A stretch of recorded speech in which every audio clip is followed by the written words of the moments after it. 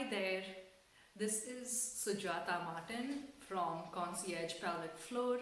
I'm your pelvic floor occupational therapist, and today I want to talk about some self-care strategies to take. So as mothers, women, people who do so many things like those goddesses with 10 hands, we women carry a lot of stress with us. And sometimes self-care has to look different than getting a massage or getting your nails done. Sometimes self-care has to be taking care of your emotional health, taking care of what you see yourself as a person, how you see yourself as a mother, as a woman, as a sexual being. Sometimes self-care looks like or should look like taking care of those things. Are you in a healthy place?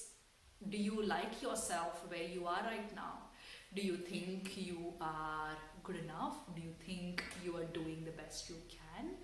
Do you feel like you are good at your role of being you, of being a woman, of being a mother, of being a therapist, a nurse, an engineer, a secretary, whatever you do?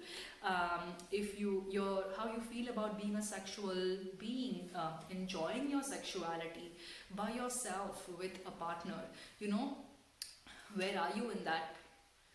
That is a big part of self-care and emotional health. So that's what we're going to try and talk about today, and hopefully give you a good idea or a few good ideas to work on.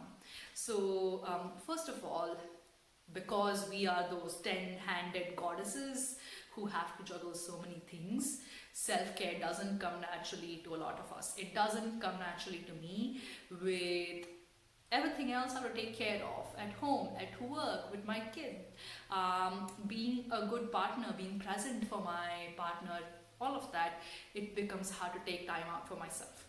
So step one is literally scheduling time. So telling yourself 2 times a week, 3 times a week, every morning after my cup of tea or coffee, I'm going to take 10 minutes to myself to work on my emotional health, on my self-care. And now what can that look like? That can be as simple as just practicing deep breathing, where you're doing deep diaphragmatic breaths. What that means is you want good releasing in your belly muscles on the inhales, and good contraction or engagement on the exhales. We'll talk about that a little bit. It can be just deep breathing. It can be something as simple as sitting in complete stillness, meaning you're not looking at your phone, you're not exercising, which is great self-care, but you're not doing anything. You're just sitting in stillness and letting your mind be. You're not thinking of all the other things you have to do later today.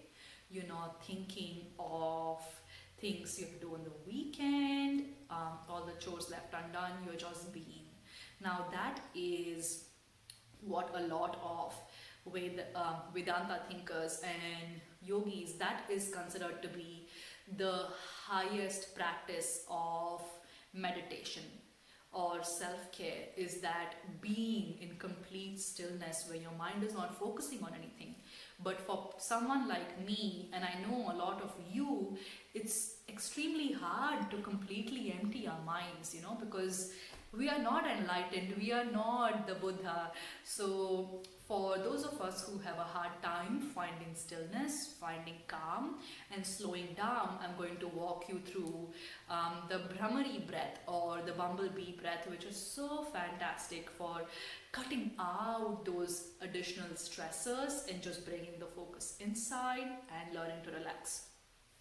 Before we go on to the Bhramari breath, now Bhramari means bumblebee in Sanskrit or Hindi, but we'll get to that in just a bit. So just basic deep breathing, even without the breath we were going to practice. The basic deep breathing, you want to be in a good relaxed position. For me, sitting cross-legged is easiest. For you, it can be sitting on a chair. Couches aren't great.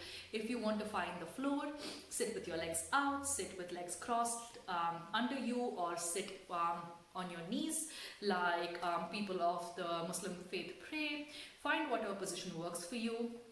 Rest your hands in a good relaxed position And just take a nice deep inhale for a breath of 4. So you hold it for 2 seconds and then you exhale to a count of 6.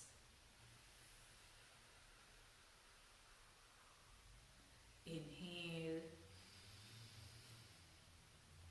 hold, and exhale.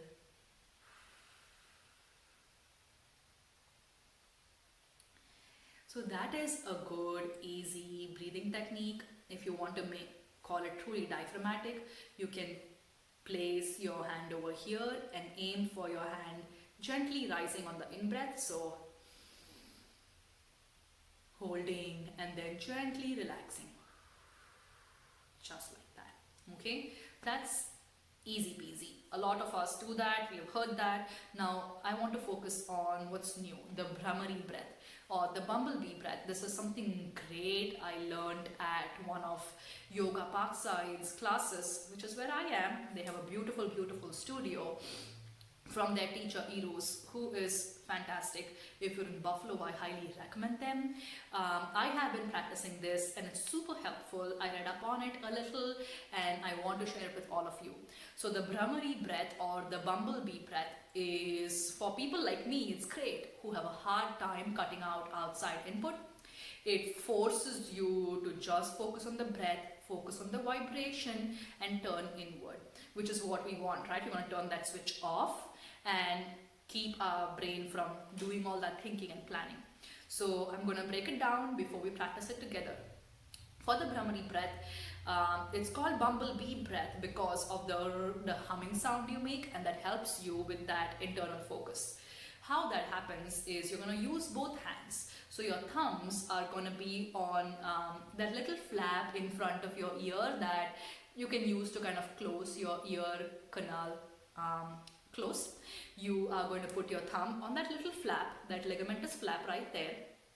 Your pointer finger is going to rest right over your brows, just some gentle pressure. Your middle fingers are going to rest over your eyes. I have cool hands, so this feels nice and great on my eyeballs, feels very cool. Your ring fingers are going to do the most important job of closing your nostrils. Now you're not going to keep them completely closed, but soon enough I'll tell you when you're going to press.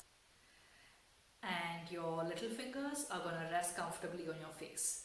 Now when you breathe in through your nose, ease up on the pressure on your nostrils. So breathe in. And when you breathe out, close them and hum with the tip of your tongue against the roof of your mouth. So somewhat like this.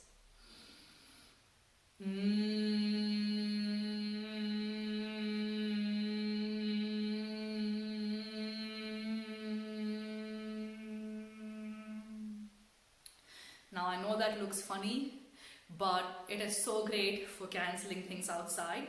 Just focusing inwards. I'm going to do it just 2 or 3 times with the proper hand positioning.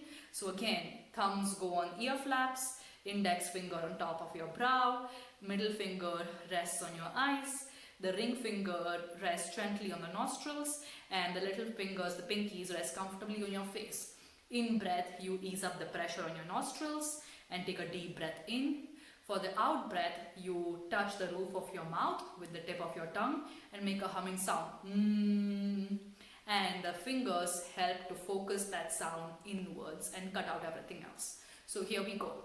Fingers in the right positions. 1, 2, 3. On my nostrils against my face. Breath in. So that was the Bhramari or Bumblebee breath. It's quite a mouthful. I hope that is helpful. Try it and I hope it helps you get those few minutes of stillness where you can just focus on breathing, feel more relaxed and forget your tensions and stresses for a little bit and help you start the day or even restart the day wherever you are with a fresh mind, with a calmer soul, just feeling better emotionally. So I hope that was helpful. Thank you. Namaste.